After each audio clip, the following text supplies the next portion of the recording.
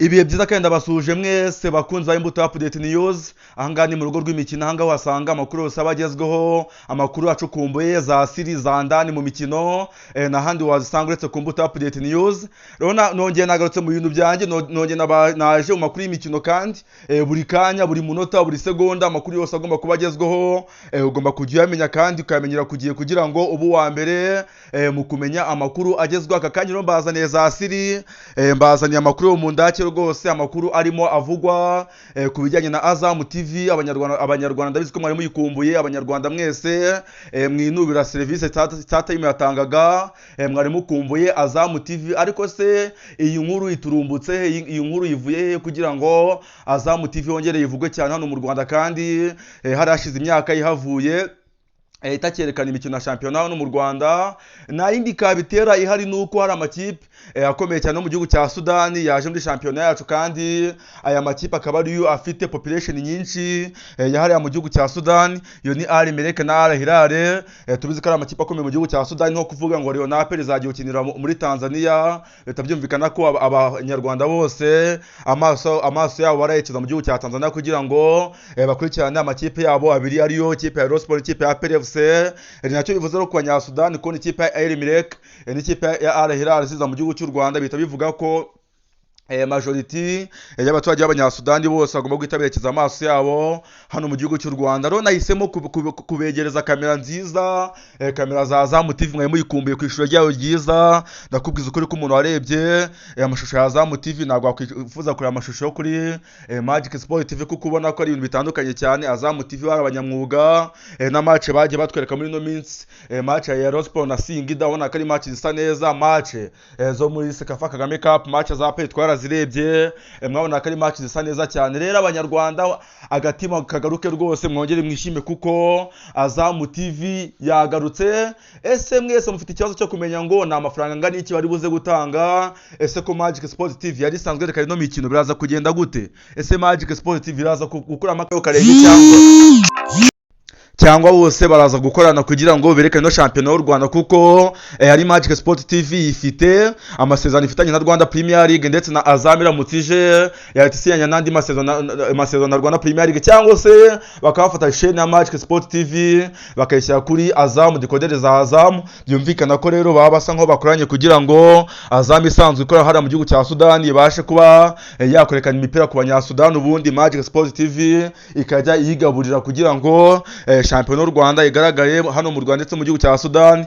Na amasezerano ahari, cyangwa se nibiri kumvikana mu masezerano. Ariko amakuru dusumira, amakuru atugeraho hano ku Imbuto Update News nuko ari Magic Sport TV iraza kuguma muri shampiyona, kuko ifitanye amasezerano na ligue cyangwa se na board. Ntabwo bavuga ngo haje undi muntu utanga amafaranga menshi kugira ngo yagukure ku isoko, kuko mwese bamuri abacuruzi, nta mucuruzi uva ku isoko. Kontara bari kontara, dore ko n'ubundi binashoboka cyane kuko kontara Startime yajyanye na Rwanda Premier League nuko ntiyabasha kugira undi muntu uza agatanga amafaranga menshi aruta ayo Rwanda Premier League isanzwe itanga, ayo isanzwe ihabwa na Azam TV. Bizahita biba ngombwa ko Azam TV ihabwa na Startime kukwerekana Rwanda Premier League. Bizavuga ko bazongera kuvugura amasezerano mu gihe Startime itageza ku mafaranga umuterankunga mushya yaba aje gutanga, bikarangira umuterankunga mushya yegukanye shampiyona. Rero niyo mpamvu ndimo babwira ko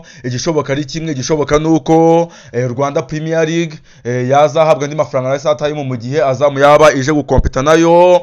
Amakuru aravuga ko ikipe kampani Azam isanzwe yerekana imikino mu gihugu cya Tanzania, nimwe mu mikino myinshi igiye ikomeye hano muri Afurika, CAF Champions League, CAF Confederation Cup, yazanye miliyari zigera kuri 6 ku mwaka umwe. Wahita ufata amafaranga Startime isanzwe itanga rwose ukabona ko ari agatonyanga mu nyanja. Ni ibintu bitabyumvikana ko yitwa Startime yahita ikuramo akayo karenge, ariko kubera amasezerano bafitanye wenda bakumvikana, Startime ikazamura amafaranga yari isanzwe itanga kugira ngo nayo igumane ububasha bwo gukomeza kwerekana ino shampiyona y'u Rwanda. Shampiyona rwose bigaragara ko igiye gukomera cyane, kuko amakipe aje hano ngaha ni amakipe akomeye cyane. Muzi ikipe ya Al Hilal yakubise APR FC ibitego 3 muri Sekafa Kagame Cup, yiturutse inyuma rwose mu gice cya kabiri. APR yari 3 yihuta cyane byihuse, ubona ko ari ikipe ikomeye cyane atari urwego rw'amakipe hano mu Rwanda.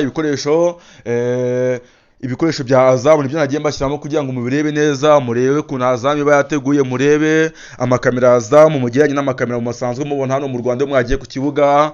Bisi Azam ngiri aha kujya mureba neza cyane, nagenda nongera no kwibereka dura amakamera meza cyane, amalensi abakomeye cyane, hamwe ureba umukinnyi ukabona ko ari umukinnyi ukagira ngo ni Premier League uri kureba. Nandi mvuga ku ikipe ya Al Hilal, ikipe irimo witwa Jean Claude Girumugisha, umukinnyi ubu ngubu wa mbere mu gihugu cy'u Burundi, umukinnyi abarundi bavuga ko ari we uhagarariye abarundi bose bakina hanze y'igihugu cy'u Burundi, kuko ni umukinnyi ukomeye cyane, ni umuwinga macacari.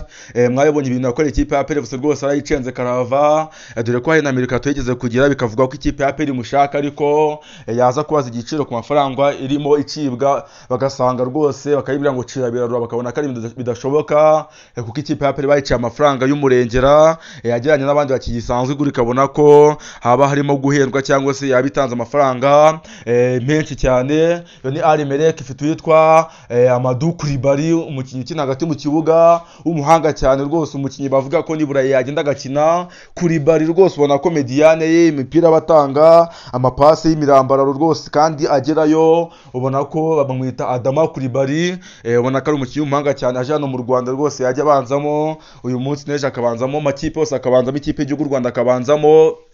Bisobanuye ko rero ntabwo ari kuza amakipe akomeye hano mu Rwanda, abantu n'abayobozi ba Azam TV ntabwo ari kuza amakipe akomeye hano mu Rwanda ngo hasigare kuba amateleviziyo akomeye nawe yaza kwerekana ino mikino. Breaking news rero n'ahandi ni ku Mbuto Update News, nababwiye ko ikinzanye ni kimwe, ikinzanye ni ukujya mbagezaho amakuru yose aba agezeho kandi ku gihe.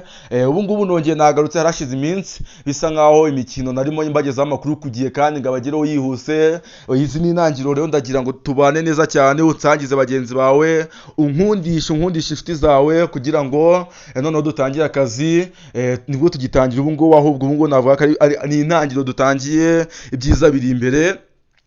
Wowe tubane neza cyane, ubundi ibindi uzabimbaze, nubura amakuru uzabimbaze, nubura breaking news uzabimbaze isaha iyo ari yo yose. Amakuru ni buri saha, ni buri munota, ni buri gitondo, ni buri nimugoroba, ni buri gicamunsi, ni buri saa 4, ni buri saa 7, ni buri saa 11.